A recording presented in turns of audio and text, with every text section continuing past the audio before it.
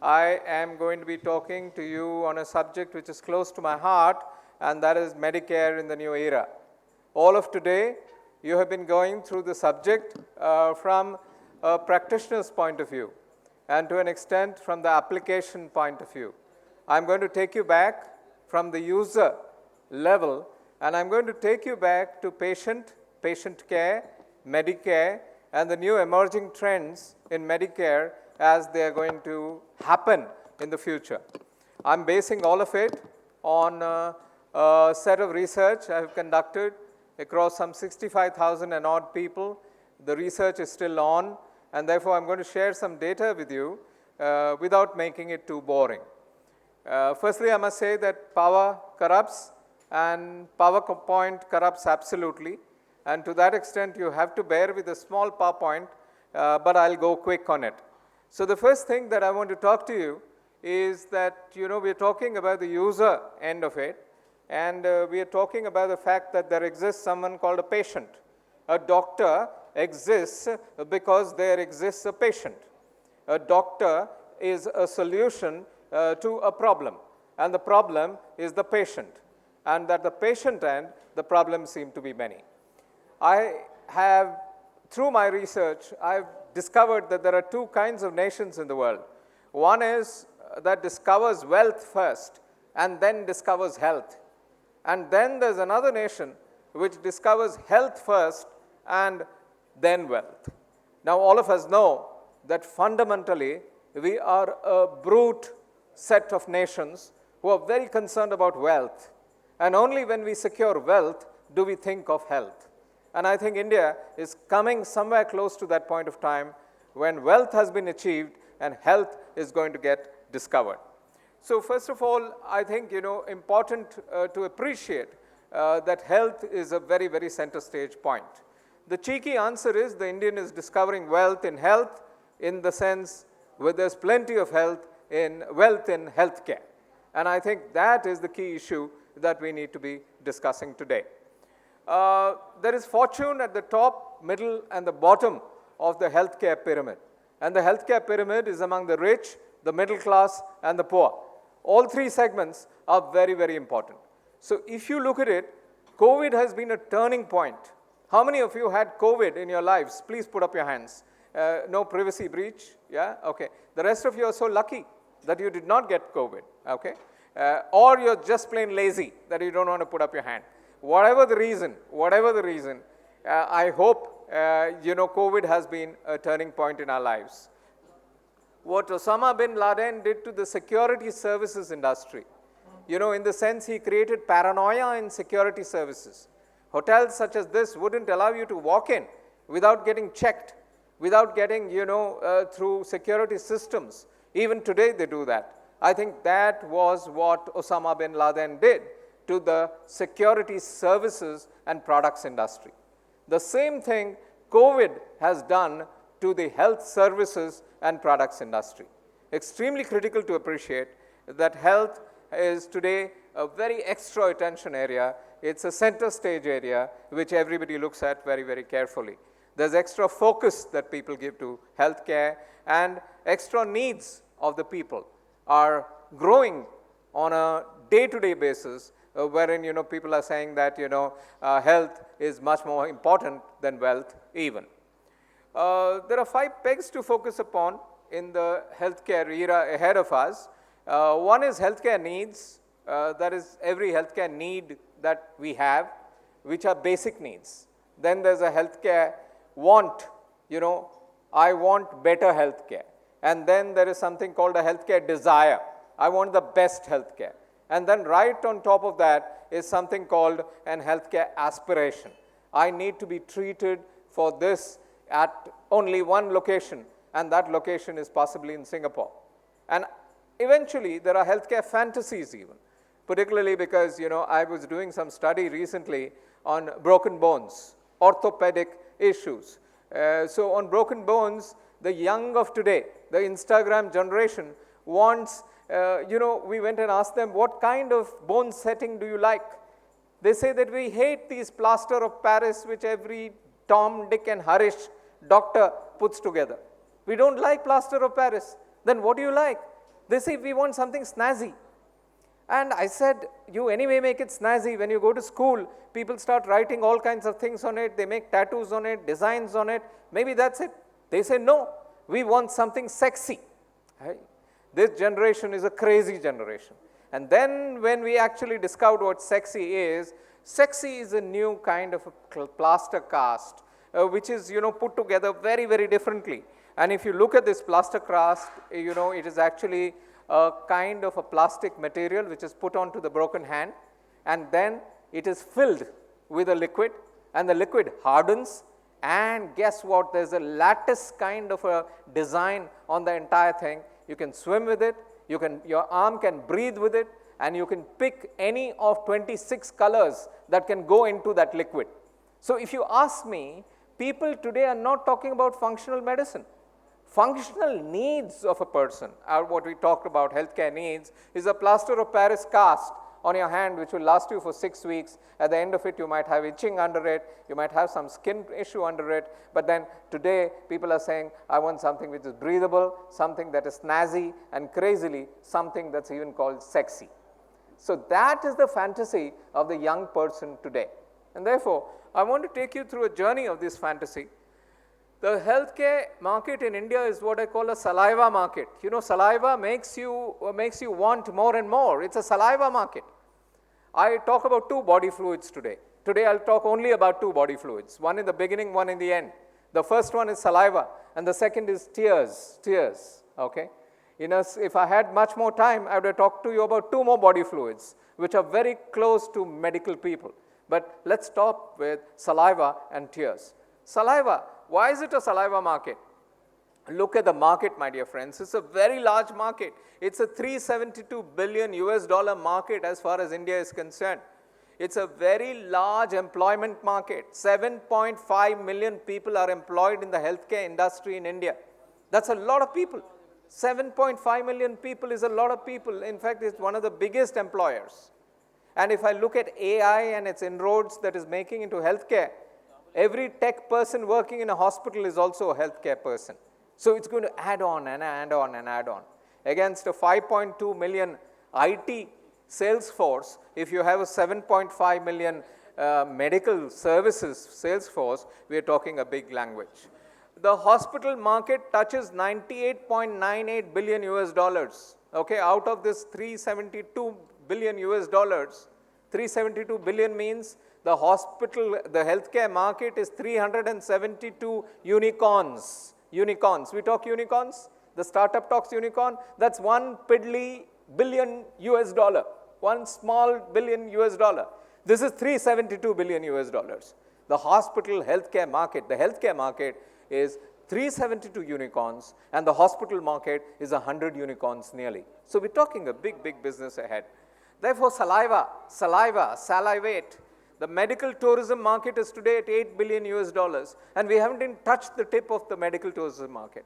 The e-health market is $10.6 billion, 10 unicorns, and we are still growing in that space. So essentially, we boast of about 12.5 lakh registered allopathic practitioners, as you know, add another 5.65 lakh Ayush doctors, we are talking about a strength of doctors being this. Well, the ratio is still not as good as it must be, but then it's quite good as far as India on the whole is concerned. Extremely important point to note is we scrape the extreme top tip of the iceberg of healthcare opportunity in India. We scrape the extreme top tip of the healthcare opportunity in India. And we are still so excited. You see how excited I am. I'm saying 372 unicorns. I think we can be 20,000 unicorns. And that's the future you young doctors are going to be facing in the future. Okay. Medicare, again, in the years ahead is a very big opportunity. But we need to understand it better. We need to understand it better, get off the treadmill we normally are on most of the time. In Medicare, if you work in a hospital, you know exactly what treadmill you are on. Seldom do we get the chance to get off the treadmill. I speak to doctors every now and then. One of my first clients was a pharma giant in India, and that took me to meet some 2,600 and odd doctors over a period of 12 and a half years.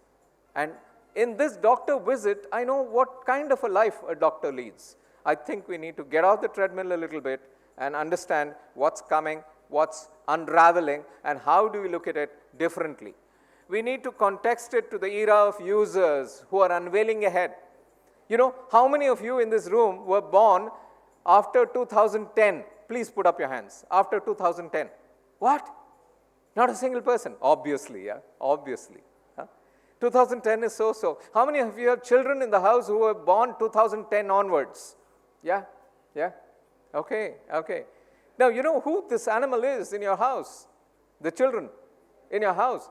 It's called the alpha generation. Alpha generation. Gone are millennials. We are millennials. You're millennials. How many of you are millennials out here? Put up your hands. You're so yesterday. So yesterday. How many of you are Gen Z? So yesterday. Yeah, yeah.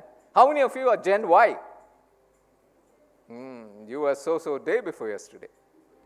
Well, my dear friends, gone are the days. We finished the alphabet, A, B, C, D, E, F, Z. Then what do you do after Z? You go to Greek alphabet.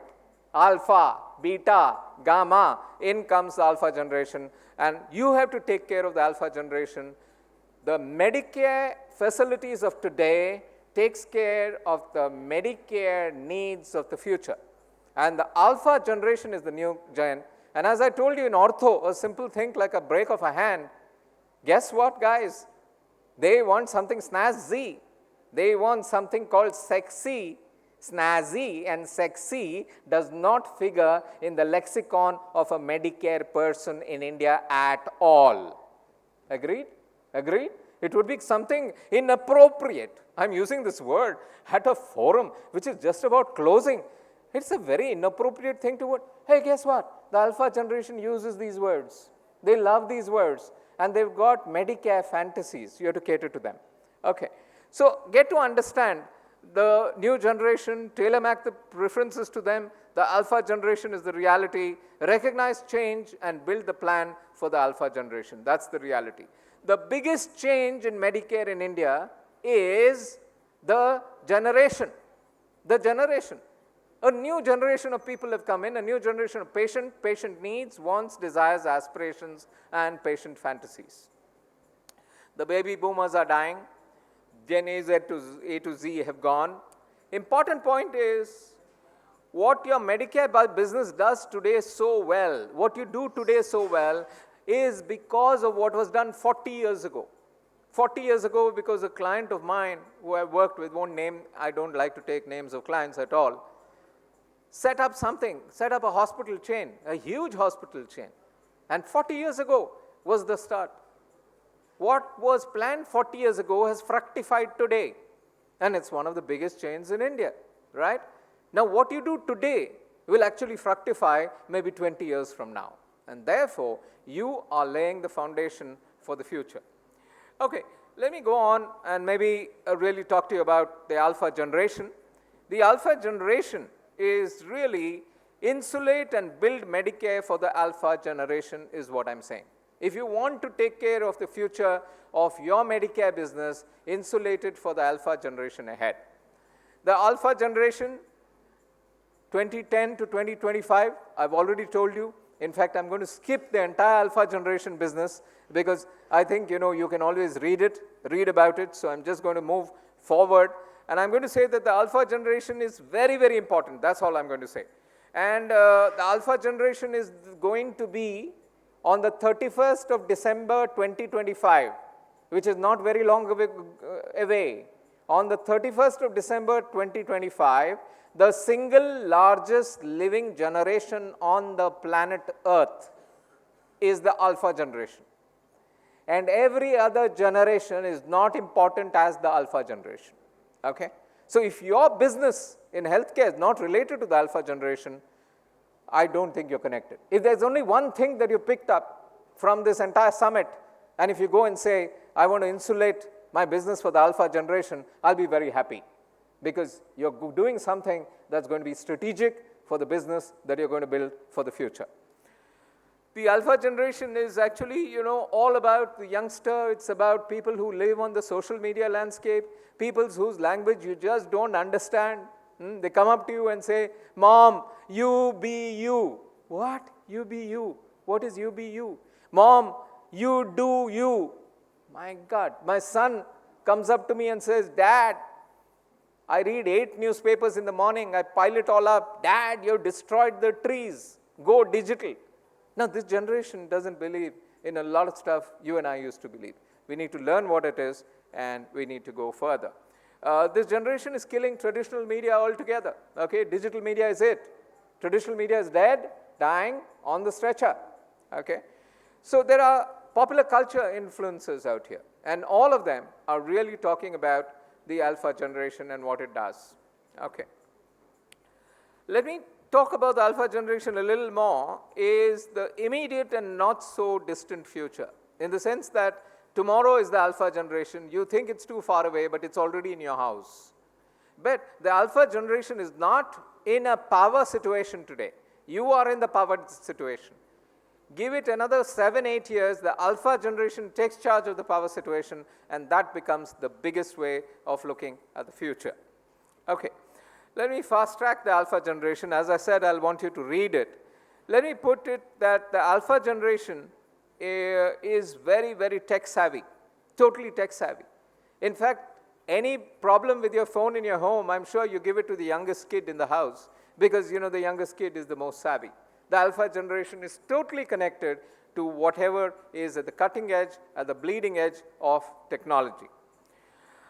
If I look at the entire situation, the alpha gen has 2 currencies in their pocket, okay, and you have 2 currencies in your pocket. One currency in your pocket is money, which you and I know, all of us have in the pocket. The second currency is time. Guess which is more important? Money is not important, time is important, and your Medicare business needs to be time-centered, as you rightly put it. Time-centered. Who has the time? Time is something I spend. You sat through my session just now for 30 minutes. By the time I finish, it will be 30 minutes. You died 30 minutes. You think you're living? Nonsense. You're dying. So am I. We are pushing death 1 minute at a time. You died with me for 30 minutes. I died with you for 30 minutes. I can't go to a top-up shop and ask, please top up my time by 30 minutes. Right?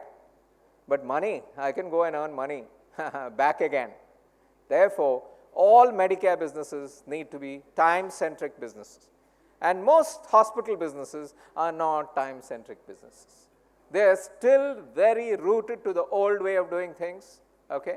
Whether it be admin or whether it be in the clinical procedures segment. I've done research across 13 hospital chains in this country. No hospital chain respects time of people. I've done research across 64,000 and odd people, and every one of them has complained that doctors do not respect the time of patients, because they think patients have all the time, because they think patients are at the mercy of the doctors. My dear friends, the future is very, very different. I'm talking some very brute facts to you. I think it's very important for the hospital and healthcare industry to reorient itself to the patient centricity and eventually call the patient a consumer, because the patient is out there to consume as well. So time and money, and I think you need to leverage that. How do you leverage the medical businesses for the years ahead? I have 7 points out of 17. I don't even feel like going through all 7 points, but I might go through at least 4 of them. Let me tell you some of them. In my research, this is just a warning that it's a peak. There are 17 points. I can't tell you the name of the client I've done this for, but I can at least talk to you about some of the points. The patient user voice. The patient says, I need a GP, I need a GP, I need a GP. The general practitioner is the most important part of your business. Full stop.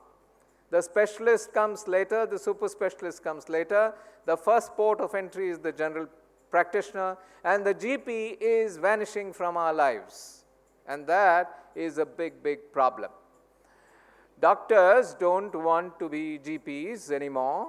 Doctors want to climb the hierarchy onto higher and higher ends. So please think about it. There's a big GP gap. The family doctor, small is beautiful, small is still beautiful, my dear friends. Whether you go to a GP, a small little guy who you have been consulting for the last 30 years, and guess what? He tells you who you are, what you are, he has history, and you're not meeting a different face all the time. So I think the GP is back, the family doctor is back, GP as the first point of contact is what people are demanding. Preventive, curative, and holistic health management happens at the point of the GP, at the point of the GP. So please be careful. Second point, I'm digital, okay? This is, telehealth, please. Give me telehealth, give me telehealth. There is a clarion call out there. And guess what? People want telehealth because it's quick and efficient. They don't have enough time. Time is the biggest currency.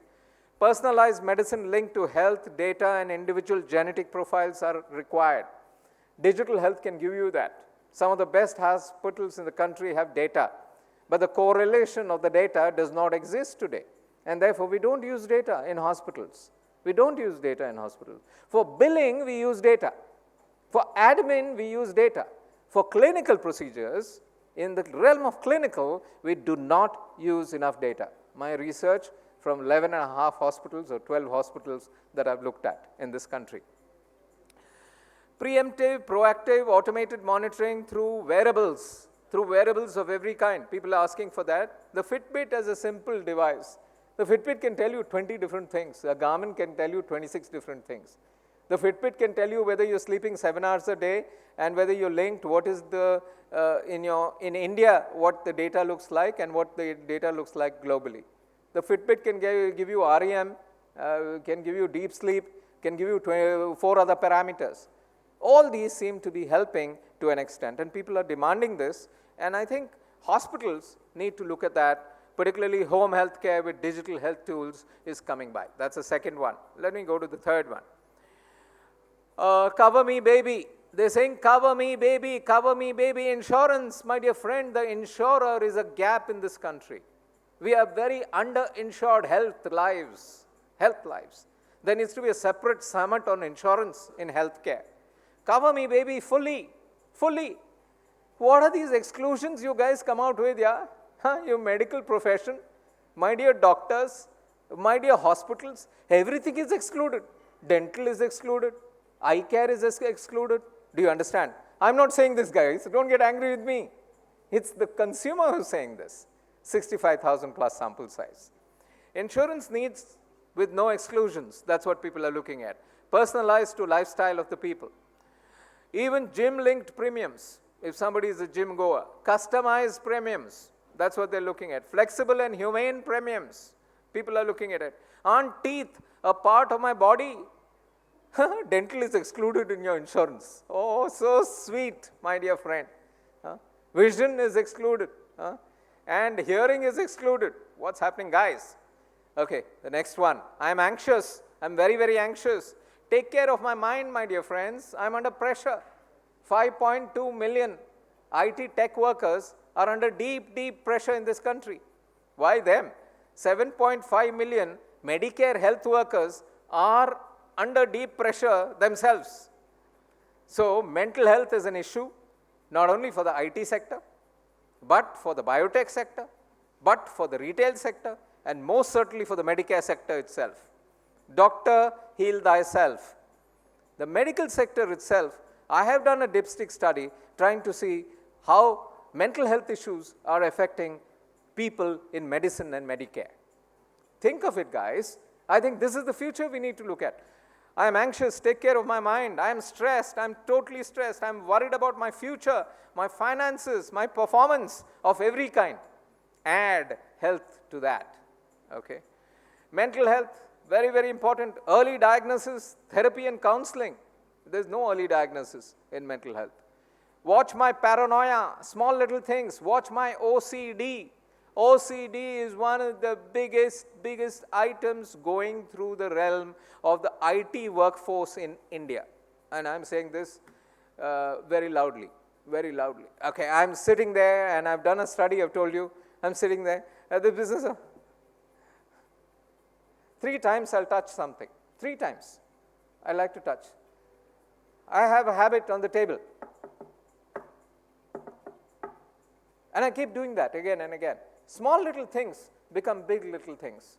And OCD is one of the biggest things affecting our lives, and I think we need to be very, very carefully monitoring it as the first line which needs to be looked at in greater display. I love sex, guys. Sex, one of the most underspoken item on the agenda as far as India is concerned. We have the world's largest population, and yet we pretend. Yeah? And guess what, my dear friends? Sex, I love sex. The young people love sex. But there are issues. I think the previous panel discussed some of it. These are serious issues. The previous panel has done eminent justice on it, if you look at it. So India is changing. India is crazy. Have any of you watched Tribhuvan Mishra, CA topper? No? OTT? Okay, I've given them publicity. No, they're not a client of mine. Don't worry. Go and watch it. You'll suddenly see India has changing. India has changed. India is crazy. 8, 9 episodes will teach you what new India is all about, my dear friends. New central concerns, my fertility. Everybody, a huge chunk of people are concerned about fertility. Fertility is a big, big issue. Sex life of people in terms of number of times, duration, and 8 other parameters that come by. Okay, and I've done a detailed piece of work in this space, so I understand. Is a serious, serious matter, my dear friends. Sex life crazily has a way of demeaning the respect of individuals for themselves and for their spouses. Ouch! What are you talking about? Yeah, it's basic. Freud was right. Food, clothing, shelter, warmth, and sex. That's what Freud spoke about. Subsequent thinkers removed sex from the list. Abraham Maslow, as a thinker, removed sex from it. And subsequent thinkers removed more and more and more. But the basics are basics. Please look at it carefully. STD, serious issue among the young of India. We have tampered around with the sex ratio of India. I feel sad when I think that there are less women in India and there are more men in India. We've tampered around it. There are states in the country where guys can't get married to a lady. Okay? They can't get a bride. Okay? So what do? They do n numbers of other things. And guess what? Most of the time, STD is becoming a bigger and bigger problem in the country. A very silent problem, but a big problem. We need to talk about it. I don't trust you, baby. And this is the 6th one. I'll just do the 7th one and say goodbye to all of you. You had a long day. And this comes from consumer research. People don't like corporate hospitals. So don't behave like a corporate hospital.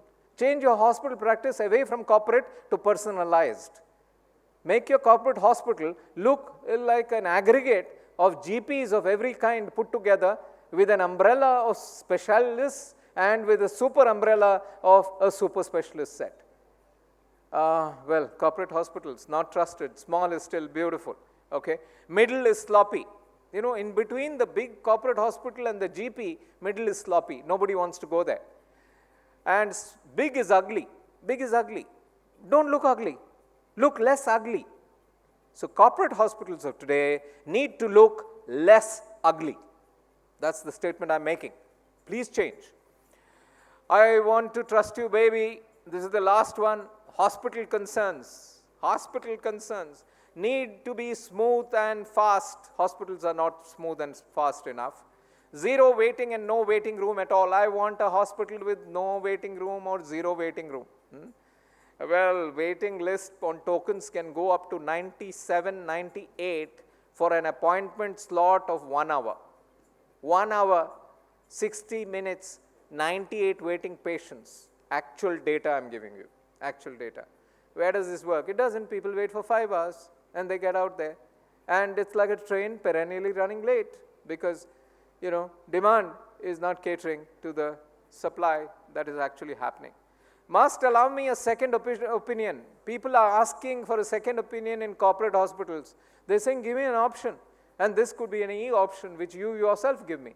I want to double check what my specialist has told me. Because corporate distrust is coming in, my dear friends, because the specialist has recommended a set of procedures.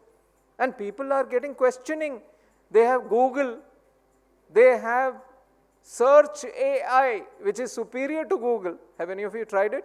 It's just been launched 6 days ago. Search AI is beautiful. And I've got Chat GPT. With all this, people are asking, ortho again. You know why I'm taking ortho? It's the simplest, non-controversial area. If I take any other area, there'll be a fight here. Ortho. Why must, there's a bipartite patella. You know this better than I. There's a bipartite patella on a patient. It's very clearly bipartite.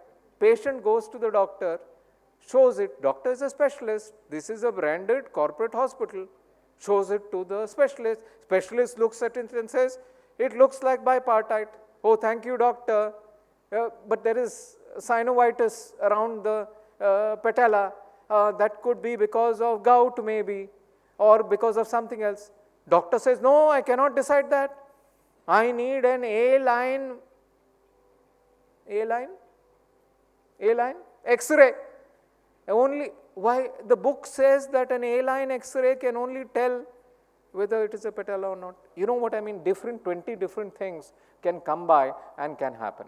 So if you ask me, extremely important that corporate hospitals must look softer, they must look friendlier, extremely important. And these are just 7 related issues raised by me. There are 23 big ones, no time to do that this time. I'm going to close by saying that Medicare in India is a gap. There are bigger issues to tackle if you look at it. I call it the soft underbelly of Indian Medicare. We need to fit solutions for each of these as we plan for the future of Medicare in the country. The soft underbelly, second body fluid I spoke to you about, tears. Okay. The tears are 28% of Indians don't have access to primary healthcare facilities. Let's cry about this. Let's cry. Okay. Healthcare Pareto play. 70% of India's healthcare facilities are in the top 20 cities only. What about the other cities? Let's cry. 37 million Indians fall into the poverty trap pushed by the bills of healthcare. Every year, 37 million people, Indians, become poor because of healthcare bills. Let's cry. Medicare and marriage are the 2 big push items which get us into debt. Marriage and Medicare. Because people spend their life earnings on the marriage of a daughter. India accounts for 20% of the global disease burden. 20%. That's a fair bit. Money lenders are the first go-to option to finance healthcare and marriage. Money lenders run after people. Okay? Formal banking does not give you enough money to take care of healthcare. Therefore, you go to the money lender. Cry. The one big route, my dear friends, go digital, something that we have to do. And I think my experience in recent 24 months with the new Medicare system in India tells me there are 3 levels of DG involvement you can get into. Hospital level data, we have plenty of data, let's link it. Level 1, most of us are at level 1 in digital. We just talk it. We just talk digital. We have to get to level 2, which is, going deeper. Level 1 is what I call flirting with digital. 82% of hospitals in India are flirting with digital. Okay? Level 2 is we believe in digital. Okay? What's the meaning of that? Getting married to digital. 17% of hospitals in India are married to digital. You'll do very well. And level 3, it's in our DNA. It's in our DNA. I do everything digital. Now, we don't have anybody in that space at this point of time. I hope the coming years will get lots more coming into that space, going digital. And digital is essentially in our hospitals, we believe digital deeply for admin, billing, etc., tracking, patient, reminders, appointments, 20 other things. 64% active. In clinical, digital is only 17% active. And therefore, we need to do a lot more in clinical than we do in the other way. My dear friends, digital is it. And in parting, just to leave your face with a smile, I just want to say there is a network of the digital and the living. Analytics, data, and living today is a promiscuous life. I'll tell you how. My phone sleeps with my refrigerator. My phone, I've got a smart refrigerator at home. It sleeps with my phone in the sense that my phone knows how many eggs there are.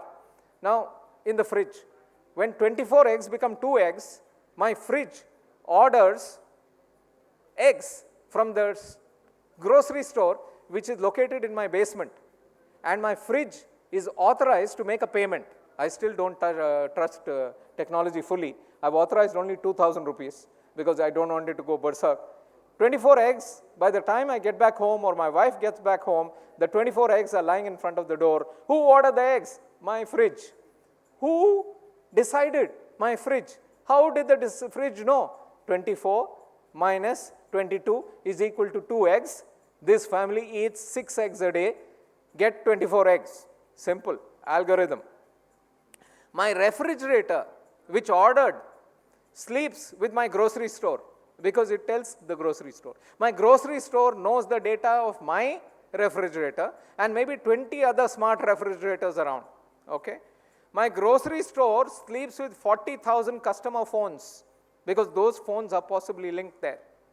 My customers sleep with credit cards because if you want to pay, your credit card is linked there. Okay? My credit card sleeps with my bank because without a bank you can't have a credit card. Okay? My bank sleeps with my rating agency. Could be ICRA. Okay? My rating agency sleeps with my insurance company because my insurance company needs data there. My insurance company sleeps with my car because my car is insured as well. My car sleeps with my car company, whichever the car company it is. My car company sleeps with Aadhaar because without an Aadhaar card I cannot buy my car. My Aadhaar sleeps with my PAN card because the government said your Aadhaar has to be linked with the PAN card. And my PAN card sleeps with my jeweler. Every time I go to buy jewelry more than 2.5 lakhs worth of rupees, my PAN card has to be shown. My jeweler sleeps with my PAN card. And my jeweler sleeps with Facebook because he is on Facebook. And eventually Facebook sleeps with Cambridge Analytica. And you know what happened. If you ask me, we are all interrelated, my dear friends. Interrelated with data. The Medicare industry is going to make it even more interrelated. But in the case of the Medicare industry, very rich data which can be mined, which can be used for consumer benefit can be brought up. So my dear friends, on that note, I would like to say, ouch, data is important. We can't stay without data. The entire Medicare industry needs to embrace data, be with data, live with data, and sleep with data. Think, who do we sleep with really? Actually, it's data. Data, data, and data, and we're done for it. Thank you, my dear friends. It's been a pleasure being here. Thank you for your patience, for your time. I've gone quickly for a bit because I thought it's the end of the day, and you people are tired, and half the audience, is not here. So what's the point of going through nitty-gritty?